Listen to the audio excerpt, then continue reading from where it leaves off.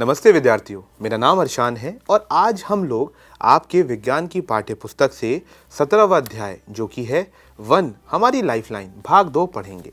तो विद्यार्थियों, क्या आपको पता है कि भारत में वन आच्छादन का क्षेत्र कुल क्षेत्रफल का लगभग 21% है। ये आज़ादी के बाद से लगातार गिर रहा था, लेकिन लोगों को अब ऐसा लगता है या एहसास हुआ कि वन आच्छादन का महत्व बहुत है। रिपोर्टों से पता चलता है कि हाल के वर्षों में वन कवर के तहत क्षेत्र में वृद्धि भी हुई है। इसीलिए पिछले भाग में छात्रों हमने वनों और उनकी संरचनाओं के बारे में बात की। हमने वन के महत्व के बारे में भी बात की। तो आइए इस बात को जारी रखते हैं और बात करते हैं वन के महत्व की। तो विद्यार्थियों, वन वन्य जीवों के लिए आवास प्रदान भी करता है। अब एक जंगल में मौजूद विभिन्न प्रकार की वनस्पतियां जंगल में रहने वाले जानवरों, पक्षियों और कीड़ों को भोजन और आश्रय प्रदान करती है। ये एक खाद्य श्रृंखला बनाती है। खाद्य श्रृंखला को जीवित जीवों के अनुक्रम के रूप में परिभाषित किया जा सकता है, जिसमें एक जीव दूसरे पर फीड करता है या उसका भोजन करता है। अब जैसे घास के मैदान में एक विशिष्ट श्रृंखला है। घास, उसे खाता है हिरण, उसे खाता है शेर। ऐसे ही एक तालाब में एक विशिष्ट खाद्य श्रृंखला है, जैसे शैवाल, जिसे खाती है एक छोटी मछली, जिसे खाती है एक बड़ी मछली। तो विद्यार्थियों, ये खाद्य श्रृंखला ऊर्जा का प्रवाह करती है। अब ये बात तो आपको और हमें पता है कि सूर्य हमारे ग्रह पर हर चीज के लिए ऊर्जा का अंतिम स्रोत है। हरे पौधे या उत्पादक भोजन बनाने के लिए सूर्य की ऊर्जा का उपयोग करने में सक्षम होते हैं और खाद्य श्रृंखला में एक खाद्य प्रवाह ऊर्जा का संचालन करती है। पौधों से ऊर्जा को एक जीव से दूसरे जीव में पारित किया जाता है और उत्पादकों से ऊर्जा प्राथमिक उपभोक्ताओं अर्थात शाकाहारी में जाती है और फिर द्वितीयक उपभोक्ताओं अर्थात मांसाहारी को दी जाती है। इस प्रकार निर्माता हमेशा खाद्य श्रृंखला की शुरुआत में ही होते हैं। तो विद्यार्थी, अब हम बात कर रहे हैं खाद्य श्रृंखला की, तो वनों के बारे में एक बहुत ही रोचक चीज और मैं आपको बताऊं। वन जो होते हैं उन्हें हम कहते हैं गतिक सजीव इकाई या अंग्रेजी में डायनेमिक लिविंग एंटिटी। अब जो पौधे होते हैं उनमें विविधता बहुत होती है और जंगल शाकाहारी लोगों के लिए भोजन और निवास के महान अवसर प्रदान करता है। जड़ी बूटियों की बड़ी संख्या का मतलब भी ये है कि विभिन्न प्रकार के मांसाहारियों के लिए भोजन की उपलब्धता में वृद्धि होगी और जानवरों की विस्तृत विविधता जंगल को पुनर्जीवित करने और बढ़ने में मदद करती है।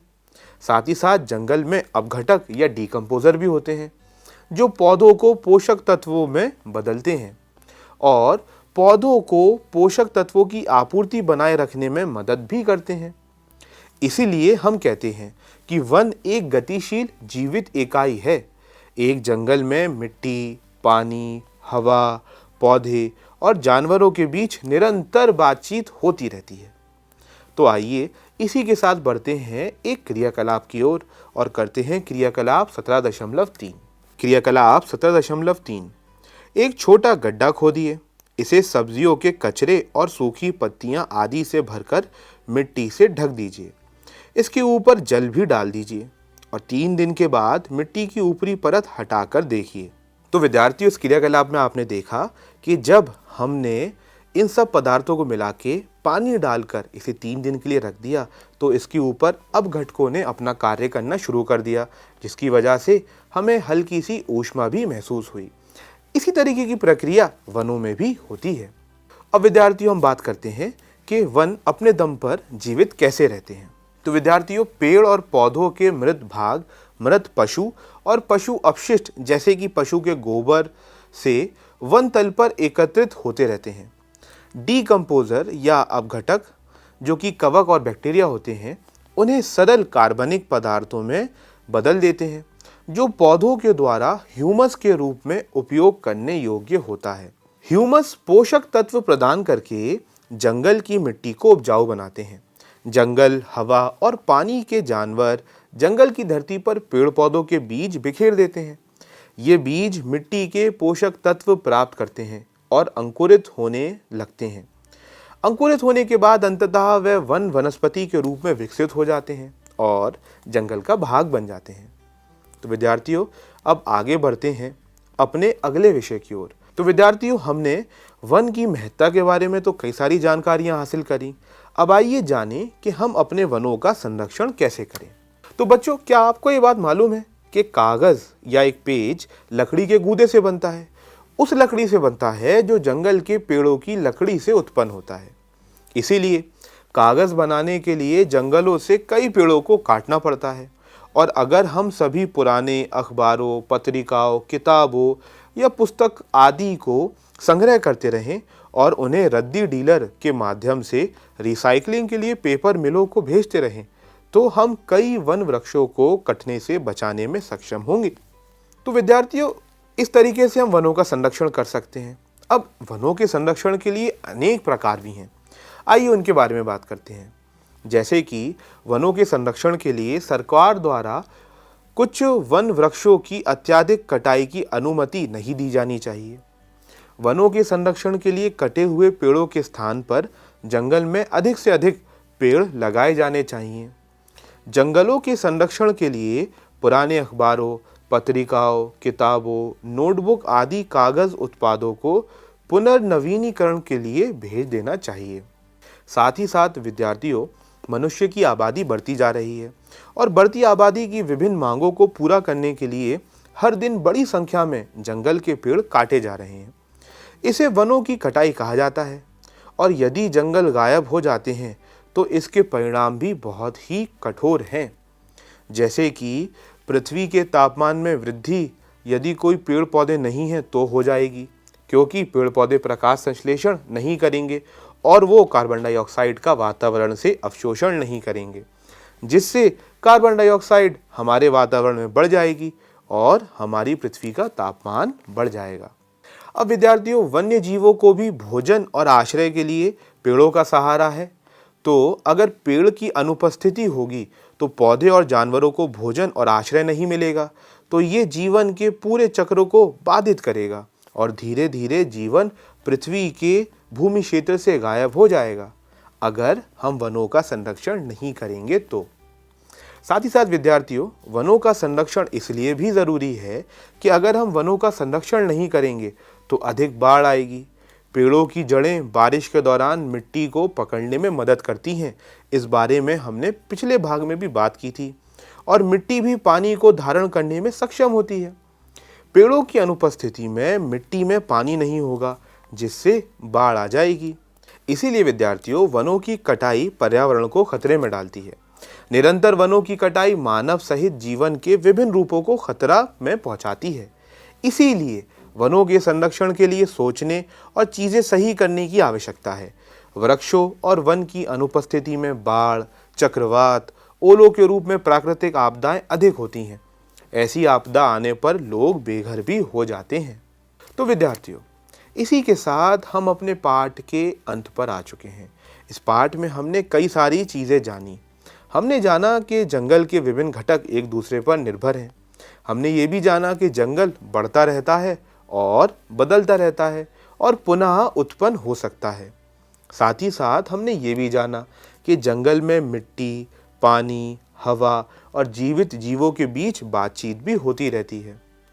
और बच्चों, इस पाठ में हमने ये भी पढ़ा कि वन मिट्टी को कटाव से बचाते हैं। मिट्टी जंगलों को बढ़ने और पुनर्जीवित करने में भी मदद करती है। साथ ही साथ विद्यार्थियों, हमने अपने इस पाठ में जाना कि वन निवास समुदायों के लिए जीवन रेखा है और उन जीव जंतुओं के लिए भी जो अपना आश्रय और भोजन वन में ढूंढते हैं। और हमने ये भी जाना कि वन जलवायु, जल चक्र और वायु गुणवत्ता को भी प्रभावित करते हैं। तो विद्यार्थियों, अब हमारी कोशिश ये होनी चाहिए कि हम अपने आसपास के जंगलों को संरक्षित करें। आइए आगे बढ़ते हैं अपने अभ्यास भाग की ओर। तो विद्यार्थियों, अभ्यास भाग का पहला प्रश्न है कि बताएं कि जंगल में रहने वाले जानवर कैसे बढ़ने और पुनः उत्पन्न करने में मदद करते हैं। तो विद्यार्थियों, हमने अपने इस पाठ में पढ़ा कि जानवर कई तरह से जंगलों को उगाने और पुनर्जीवित करने में मदद करते हैं। जानवर जंगल में सफाई एजेंटों के रूप में काम करते हैं। सूक्ष्म जीव पौधे और जानवरों के शवों पर काम करते हैं और उन्हें पतित करते हैं। जानवर पौधों के बीजों को फैलाने में भी मदद करते हैं। पौधों को उगने में भी मदद करते हैं और शाकाहारी भोजन मांसाहारियों को बढ़ने में मदद करते हैं, क्योंकि वे उनके लिए भोजन के रूप में काम करते हैं। इसी प्रकार वन में वनस्पति और जीव परस्पर बढ़ते रहते हैं। तो विद्यार्थियों, अब आगे बढ़ते हैं दूसरे प्रश्न की ओर, जो कि है समझाएं कि किसी जंगल में कूड़ा क्यों नहीं है। तो विद्यार्थियों, हमने ये जाना कि जंगल में कोई अपशिष्ट नहीं है, क्योंकि डिकम्पोजर या अपघटक पौधों और जानवरों के सभी शवों को ह्यूमस में बदल देते हैं, जो मिट्टी में जुड़ जाते हैं। इस प्रकार कोई अपशिष्ट रहता ही नहीं है। आगे बढ़ते हैं तीसरे प्रश्न की ओर, जो कि है हमें वनों से संबंधित परिस्थितियों और मुद्दों की चिंता क्यों करनी चाहिए। तो विद्यार्थियों, हमने अपने इस पाठ में वनों की महत्ता के बारे में पढ़ा, हमने अपने इस पाठ में वनों के संरक्षण की विधियों के बारे में पढ़ा और हमने ये भी पढ़ा कि हमें संरक्षण क्यों करना चाहिए। तो बच्चों, हमें वनों की कटाई के बारे में चिंतित होना चाहिए, क्योंकि इससे बाढ़ आएगी, पृथ्वी का तापमान बढ़ेगा, पशुओं के आवास कम होंगे और मिट्टी का क्षरण होगा।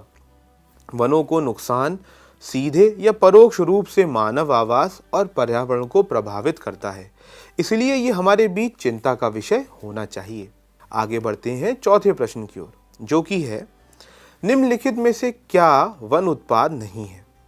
तो विद्यार्थियों, हमारे पास 4 उदाहरण हैं, उसमें से हमें ये बताना है कि कौन सा वन उत्पाद नहीं है। पहला है गोंद, दूसरा है प्लाईवुड, तीसरा है सीलिंग वैक्स और चौथा है केरोसिन। तो बच्चों, हम जानते हैं कि इसमें से केरोसिन जो है वो पेट्रोलियम उत्पाद है, इसीलिए केरोसिन वन उत्पाद नहीं है। आगे बढ़ते हैं 5वें प्रश्न की ओर, जो कि है माइक्रोजीव मृत पौधों का उत्पादन किस में करते हैं।